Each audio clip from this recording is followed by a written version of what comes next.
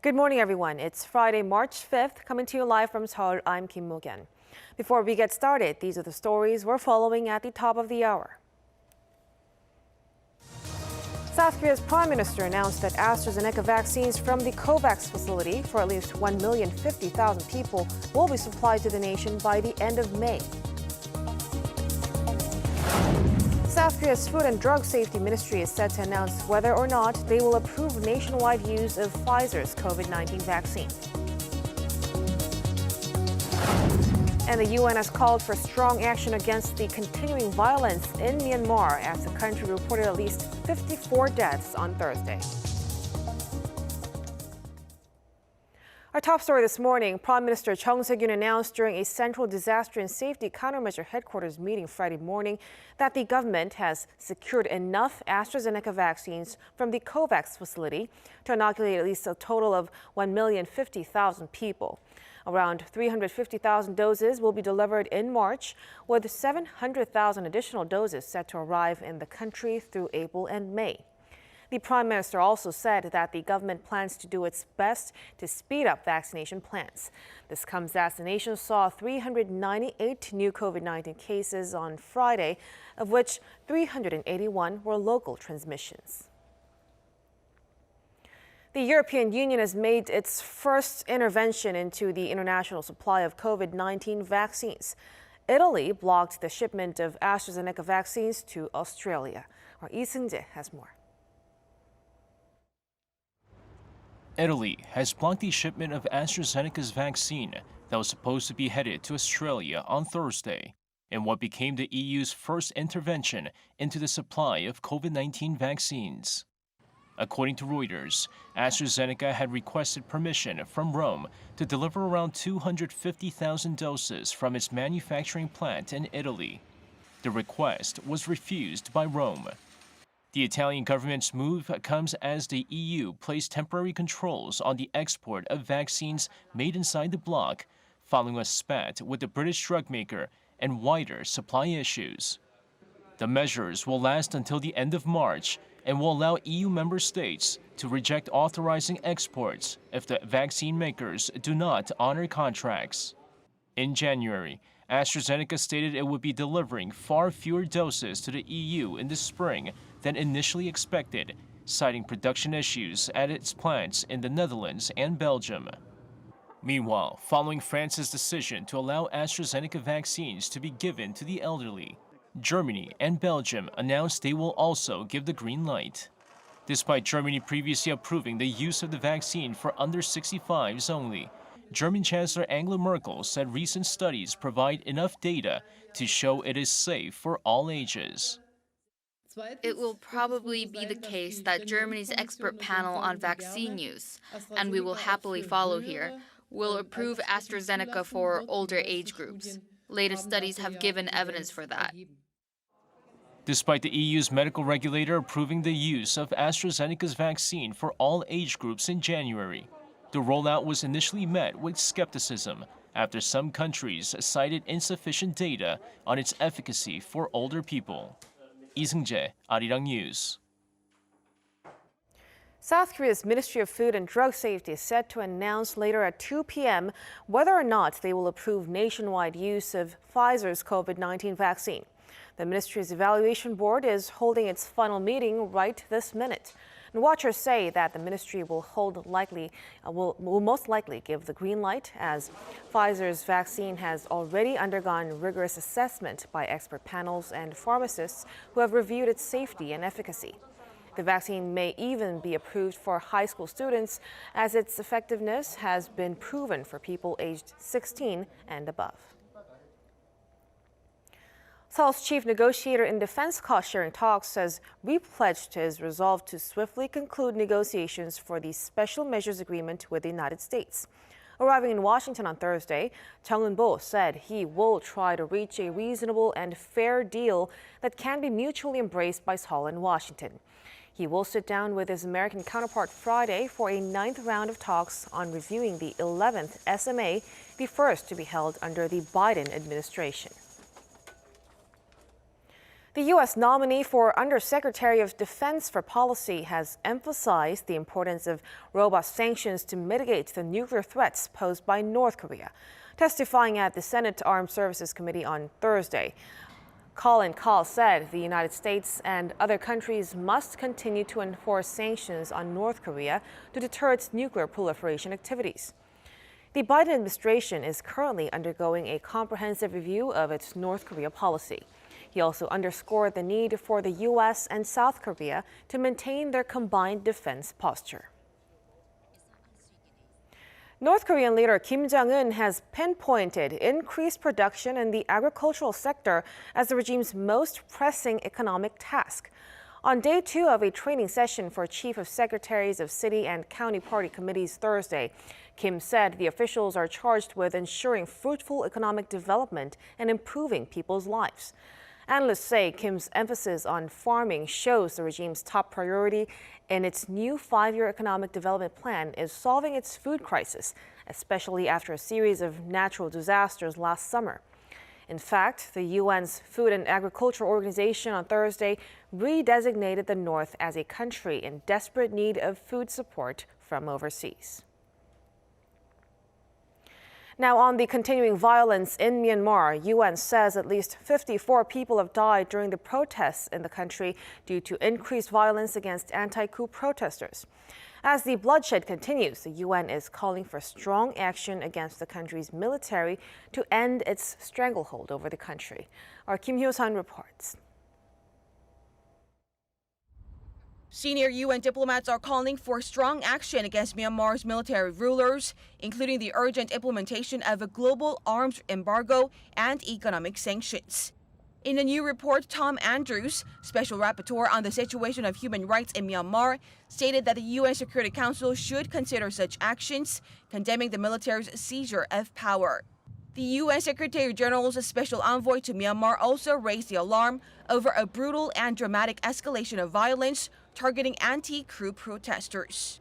So every tools available are needed now to stop this situation, and that we need now a unity of the international community. This comes as the UN Human Rights Office announced Thursday that at least 54 people have been killed by police and military officials since the coup started, adding the actual death toll could be even higher. Stressing it's time to turn the tables toward justice, the office added over 1,700 people have been arbitrarily detained, with the number going up day after day.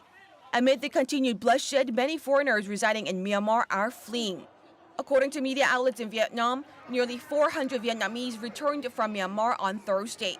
The Singapore government is also urging some 500 of its nationals currently living in Myanmar to leave as soon as possible. Kim Hyo-sun, Arirang News.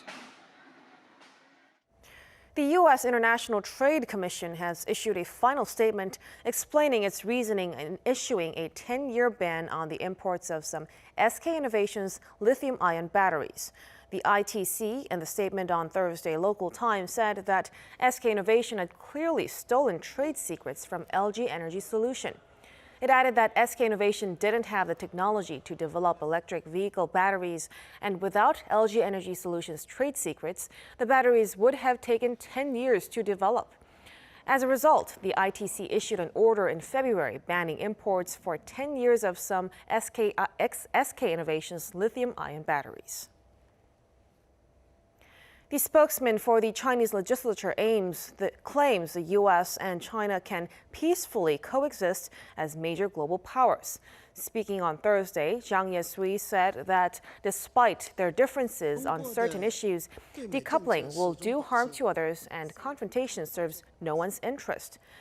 He emphasizes mutual respect and shared interests such as battling COVID-19 and climate change. Watchers say it might signal a change from the hostile relationship the U.S. and China had throughout the Trump administration. The U.S. labor market is showing signs of improvement as its planned number of job cuts dropped, while unemployment claims increased less than market anticipation. In Hong Kong, which was much renowned as a key Asian financial hub, has disappeared entirely from the U.S. Heritage Foundation's economic freedom list. Our Seo Eun-kyung has more. Planned job cuts by U.S.-based companies plummeted 57% in February from the previous month. According to Challenger Green Christmas, it was the lowest monthly total since December 2019. The figure is also almost 40% lower than cuts announced in the same month last year. The Ministry of Labor announced that the number of unemployment insurance claims rose 9,000 from the previous week to a seasonally adjusted 745,000 for the week ended February 2017. Although it increased slightly from the previous week, it is less than the estimated 750,000 reported by the Wall Street Journal. Hong Kong will no longer be among those ranked on the U.S. Heritage Foundation's annual Index of Economic Freedom. The city, along with Macau, disappeared from the latest edition of the list published Thursday. Instead, it is counted as part of China and ranked with the country. This reflects, as the foundation says, Beijing's ultimate control over the city. Hong Kong had been rated as the world's freest economy for 25 consecutive years. However, last year, the city lost its title to Singapore and dropped to the second place. The change took place amid growing social unrest caused by anti-government demonstrations in 2019. The foundation explains that this year's index measured economic freedom only in countries which exercise independent economic policies. It added that while Hong Kong and Macau residents enjoy policies offering more economic freedom than people in China, developments in recent years have clearly shown that those policies are ultimately controlled from Beijing. This year, Singapore tops the list, followed by New Zealand, Australia, and Switzerland. China is ranked 107th place. The foundation examines 184 economies across 12 areas, including investment and financial freedom. 서은경, Arirang News. Many regions throughout the world suffered heavily from soaring levels of poverty in 2020 due to the COVID-19 pandemic. 1 in 3 people in Latin America and the Caribbean were living in impoverished conditions, while Italy witnessed its highest level of poverty in 15 years. Our Kim Jong-un has more details. COVID-19 has had a major impact on many aspects of human life, especially in regards to poverty. According to a report published by the United Nations Economic Commission for Latin America and the Caribbean on Thursday, poverty in the region surged to the highest level in 12 years in 2020. 1 in 3 people, equal to some 209 million people, were reported to be living in poverty, an increase of 22 million from the year before. Some 78 million people suffered from extreme poverty, accounting for 12.5% of the total population. This is the highest figure witnessed in the last 20 years. The UN agency says the situation was made worse due to high levels of inequality, weakened labor markets, and a lack of healthcare coverage. Poverty rates in Italy surpassed 2005's previous all-time high last year due to the COVID-19 pandemic. According to the Italian National Statistics Institute on Thursday, 5.6 million people suffered from poverty, accounting for 9.4% of the total population. Absolute poverty for households also rose by 1.3% from the year before to 7.7%. This is equal to over 2 million families not being able to buy basic necessities such as food and water. Figures show that Italy suffered from greater poverty than during the 2008 economic crisis. Choi Min-dong, Arirang News. OPEC member nations and their allies have agreed to extend most oil output cuts into April, except for small exemptions for Russia and Kazakhstan. They said demand recovery from the pandemic was fragile despite the oil price rally. Under Thursday's deal, Russia can raise output by 130,000 barrels a day in April, and Kazakhstan was given an extra 20,000 barrels a day to meet domestic needs. Saudi Arabia said it would extend its voluntary oil output cut of 1 million barrels a day and will decide later when to gradually phase it out. K-pop superstars BTS scooped the 2020 Global Recording Artist of the Year award from the International Federation of the Phonographic Industry, an organization that represents the recorded music industry worldwide. This marks the first time for an Asian act to take the prestigious award since the organization began giving the award in 2013. The IFPI on Thursday applauded the boy band, claiming they truly show the power that music has to bring joy and happiness to people around the world. It explained that the 7-member group had a hugely successful year, becoming the first Korean pop act to reach the top of the U.S. Billboard Hot 100 singles chart, as well as securing its first major Grammy nomination. Alongside BTS, American singer Taylor Swift came in second in the global artist chart, while Canadian rapper Drake was third.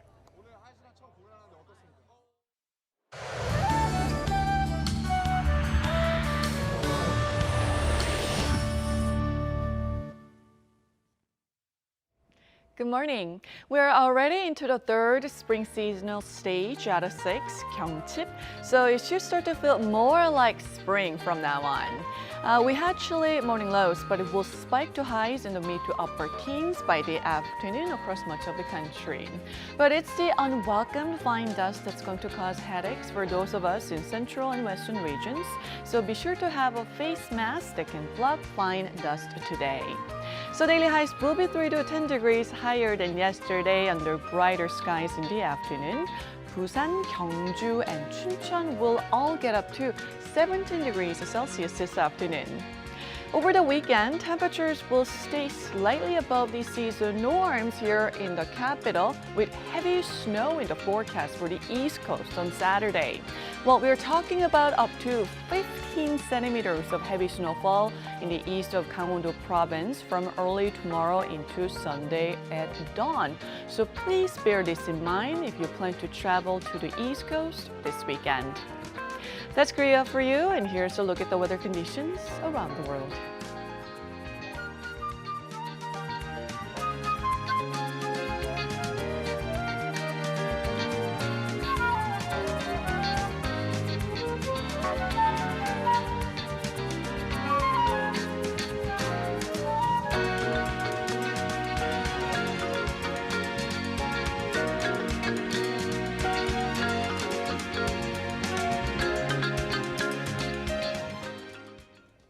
That will do it for us at the hour on Arirang News. Thank you for watching.